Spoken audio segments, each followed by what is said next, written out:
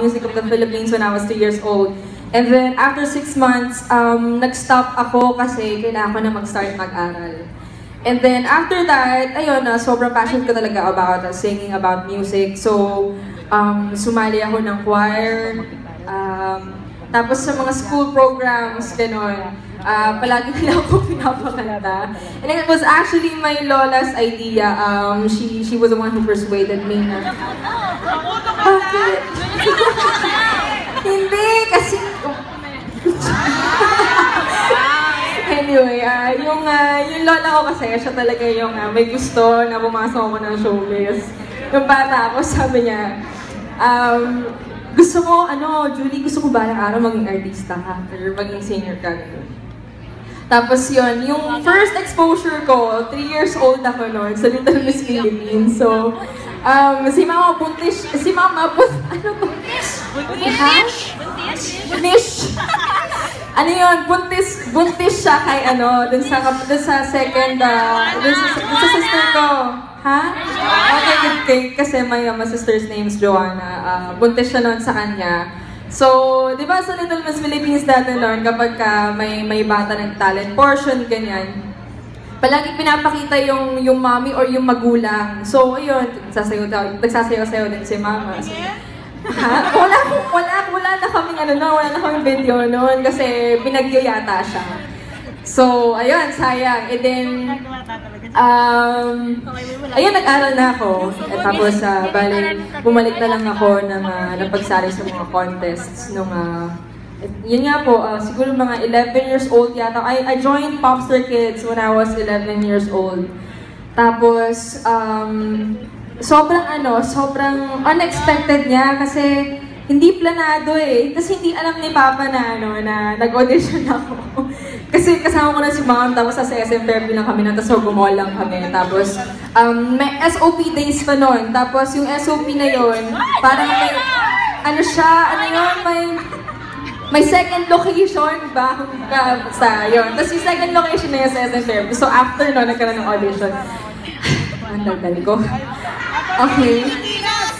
Ha? Party Philippines. Hindi pa yun. Tapos, after ng SOP, may auditions ng Popstar Kids.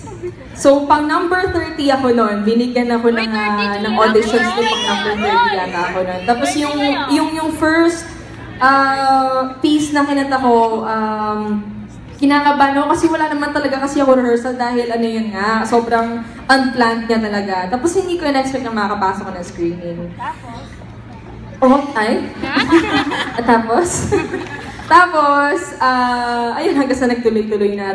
Every time na nagsiscreening ako, nagkakasakit ako palagi ako nilalagnat, palagi ako nasusuka, inuubo, sinisipon, lahat. Tapos, hanggang sa nakapasok ako ng studio, and then yung first nasalang ko, yung 11 years old ako, natalo ako ni Rita. Si Rita, siya yung grand champion nung contest namin. So, ayun nga, hindi natalo ako. Hindi okay lang naman. So, ayun, parang sabi ko, okay lang. Kasi parang at least na-experience ko na makakanta sa TV ulit, di ba?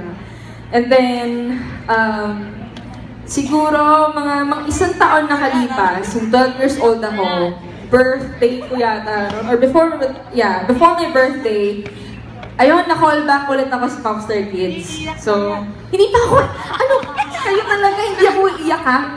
Kayo talaga, niloloko niyo ako. Huwag kang, Anyway, ayun, 12 years old ako. So, na-call back ulit ako. And then, yung previous contender ang tawag dito, nakapasok ng grand final, si Vanessa. Tapos na siya kasi 8 weeks, undefeated champion na siya, automatic pasok ka na sa grand finals noon. Tapos, kailangan na ulit, the following weekend, kailangan nila ulit maghanap ng bagong champion. So, out of the 3 contestants, so ako yung napili. And then after that, thank God sa nagtuloy-tuloy na hanggang sa may mga nakalaban ako for 7 weeks. Tapos, yung rules nung contest, 4 weeks. pagka tuloy-tuloy ka, nanalo ka, pasok ka na automatically sa grand final. So, I was one of the contenders then. 5 kami, 2 guys, 3 girls. Tapos sa grand finals na, nagkasakit na naman ako.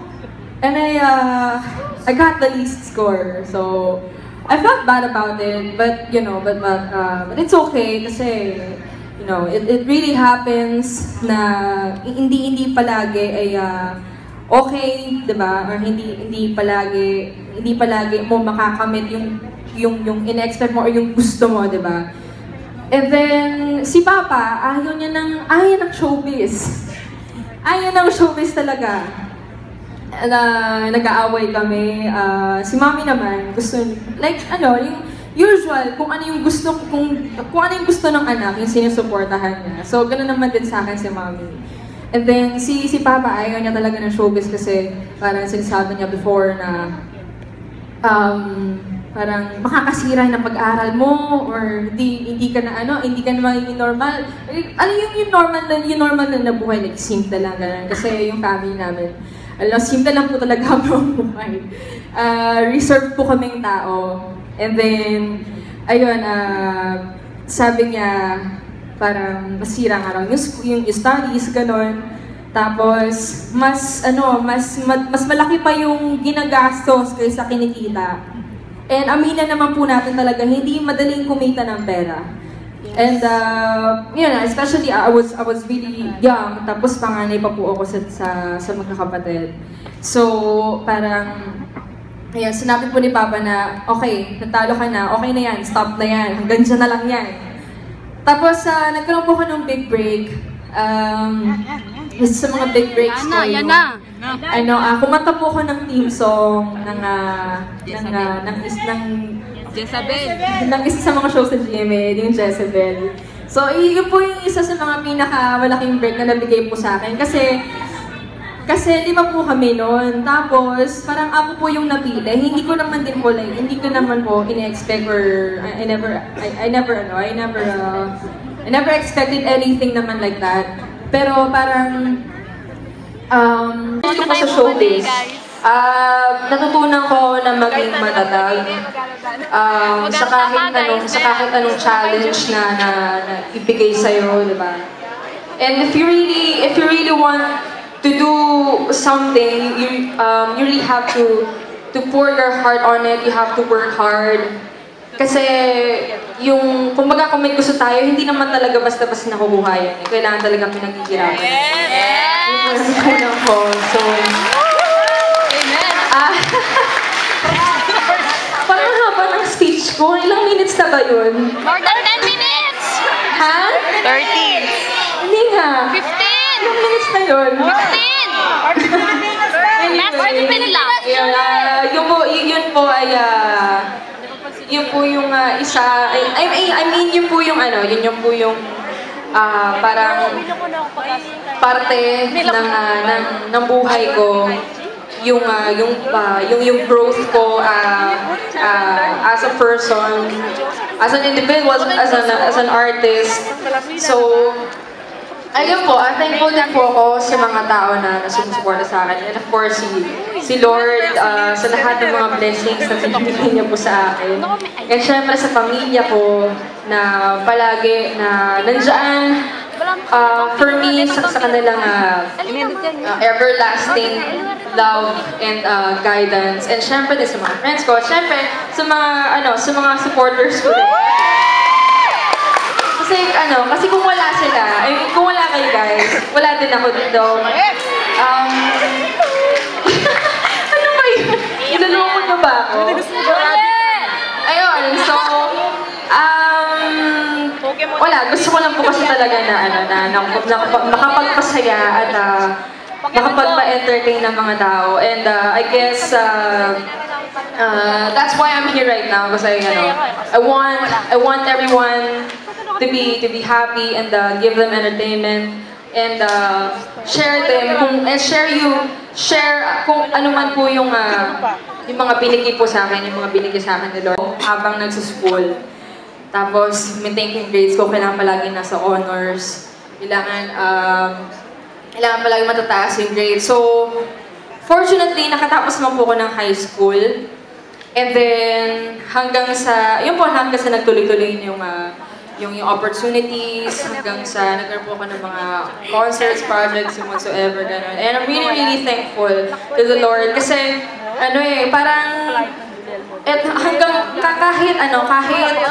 kahit saan ko ginustong pagpunta or anything like that.